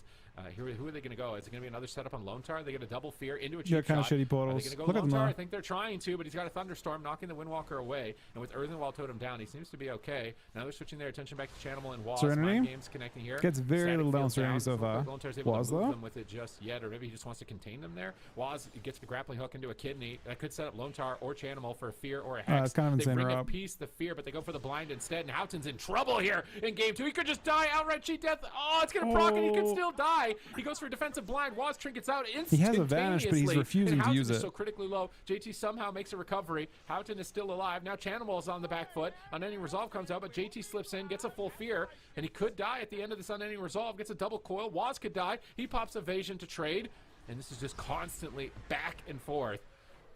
Yeah, Houghton gets gripped away on that kidney shot. He's definitely in danger. Cheap shot. Oh, beautiful gouge there by Houghton. Lontar wanted to get a Hex out of the cheap shot. Houghton completely shuts that down with a counter gouge into a counter kidney. JD, does he have a Fear to follow it up? Doesn't look like he's going to be able to so far. Both these teams looking for setups. We got a full gouge on JT. Houghton definitely feeling in danger right now. Waz is all over him. If Chanimal can connect damage, they might be able to actually take him down. However, JT does have his trinket, so there are answers here for Hoola Bang. This cheap shot, or this kitty shot, is actually not getting huge value here for Waz. Houghton manages to get out of line of sight of Chanimal, so he wasn't able to connect at all during that stun lock. I think is very good for Hoola Bang. Let's see what happens here. Paralyzing Chanimal, double Fear. Waz in so much trouble. Spirit Link Totem comes down from Lontar in a close call, but now they're swapping the Lontar. Big damage incoming. 1 second. Oh my god, that crit was disgusting. Waz knows it too with that facial reaction. He Serenity'd and killed both of them. Hoola That Bang, was just one Serenity. tap and bring this up 1-1. Wow. I mean, do we have Waz's face cam on the replay? He was just like, what? The only thing I could think is that maybe Lontar needed to like preemptively use his Astral Shift. That's a tough spot to be in though. Like when you make that trade and you trinket Spirit Link, quite often. Can we add to Waz's face? We actually can. Oh my God. Got close call, but now they're swapping. Enchanable, double fear. Waz in so much trouble. Spirit Link Totem comes down from Lontar in a close call, but now they're swapping to Lontar. Big damage incoming. 1 second. Oh my. He just goes back. This is the face pretty much. He just fucking leans back. The moment when fucking RSK just crits for presumably a lot. Hard decision to make. I think they might have been able to stay in it, but Hoola doing such a good job with the setup. All right, I'm not going to predict the next game. I think Chuck's around now. And they're like, oh, Lontar, you're low health. Kill Link instantly too. Boom. What even hit him at the end? Like that's an RSK for sure. We need a death log. Oh, there it is. That was a rising sun kick. It was literally, that had to be like a 300k. I feel like that was a 300k right there. If it's 300k, I'll be amazed. But like yeah, 250 at least. Yeah, I'm thinking 250. That was a big boy. I'm thinking in the 200s for sure. I thought it was a touch of death. I'm just watching the replay back. Like that was, oh my God, Eridas is just crushing it right now. 15 mil dam on the scoreboard here. Well, I was actually up in game number 2, and we can see that like their spikes are massive. Like look at that mid-game spike at around the 2.5 minute mark. It's just literally Mount Everest of burst damage right there. And then the finale, and that's Lontar had to meet that with healing. And where is it? The death log. Okay, RSK 181. It was actually Houghton did more. Whoa! Houghton did 270k. But it's a sub rogue, huh? Are those separate eviscerates, They're or is separate. that like a cloned eviscerate when you press it once or something? Those are separate ones. There's no way you got 2 evises, right? In that it's a 200k, and then he evises again for 69k. It has to be a proc. That's a lot of eviscerate damage. 207. That was like 300,000 eviscerate. The number was right. It was the wrong player. Okay. Let's see here. All right, we got Shadow Blades. We got eviscerate, a little spinning crane kick. I mean, that's a non-crit rising sun kick for almost 200k. So definitely. Oh shit. That's non-crit. But he hasn't even keep his. I'm trying, guys. 54k. Yeah, both of these classes too, like both the subtlety rogue. Well, one's a clone of this. Walker monk have become that's more Shadow Blades. So his eviscerates have a clone. Physical armor nerf. Like they did kind of like a rebalancing of armor, and shamans ended up losing some of their armor. So classes like Windwalker monks, they definitely pack a punch when going after that resto shaman. Oh my God, Ekko aren't changing comp. They're doing a big map, but they're not changing comp. I don't know if I agree with this. I mean, I'm wondering if there's a strat where they just CC the melee and attack the priest. Like you play short cooldown hex, you just fear the melee, you hex the melee, you root the melee, and you kill the priest. Is that an option? But are you though? The problem is I think you're dead. Yeah. I mean, just with the amount of instant crowd control they have, like they can constantly set you up. I feel like it would be kind of a. I don't know. Like, just imagine Waz is chasing the priest behind the pillar and he just gets feared into like a stun lock and taken down. I mean, maybe they could pressure the priest more, but I feel like the biggest thing Waz is doing in these games that's slowing it down to a point where they can win is doing stun lock goes on the Windwalker monk as well as the rogue. Like, I feel like if those didn't exist, they would just lose instantly. But I could be wrong about that. We will have to see here. Gates are about to open. It's tied 1-1. This is an unprecedented day in Europe. Ekko have had a reigning dynasty for years in the AWC, and they were defeated by Lava Lava. And now Hoola is looking to threat lethality here and get into the grand finals, where we would have 2 completely new teams in the grand finals of Europe. They need to win 2 more matches. They've already got a sap onto Lontar, starting the fight on Chanimal. He's going to soul rip here potentially in the future. Houghton is cheap shot. They're summoning in the Earth Alley, adding some damage and giving some bonus stamina as well in case Lontar is the target. He's off stun DR, so I like this pre-Earth Elemental from Lontar. It keeps him in combat for the blind as well, so he can't get possibly sapped. So it's really good to use that early here. Now into a kidney shot. Here comes the swap. Is he going to survive this even with the pre-Earth Alley? He thunderstorms them off of himself, and he's being greedy with the wall here. It's the end of Serenity, and it looks like he's going to get away with it. This is a great start for Ekko. They hold on to very vital cooldowns in the opening stage, and they actually got Houghton's trinket and JT's as well. So this is a great start for Ekko. Yep, definitely not too bad. We have the instant gouge here onto Lontar, paralyzed on Chanimal. Chanimal is on the run. He has to trinket out of the stun immediately. He gets re-stunned, though. They might just drop him. Beautiful poor positioning there by Chanimal. Now making a swap on Waz. All 3 members of Ekko have no trinket. They are very vulnerable during this next setup. Serenity rotating up in about 44 seconds. Got a full Hex here onto Eridos. Fear onto Houghton. So right now, Chanimal playing basically pure defense. They need to find a setup if they can. Grapple weapon coming in from Eridos. Very nicely done. Slowing down some of that damage from Waz and just buying time until their stun diminishing returns are up. There's the paralyzed, though. Where are they going? Who are they going after? It looks like Waz could be in danger. Full kidney shot lands in a smoke bomb. It looks like Waz has a gap in the stun lock, and he's going to be able to get out of that one. Immortal Coil here on the mountain, as well as Eridos. Beautiful fields there by Chanimal, but really, really close call there on Waz.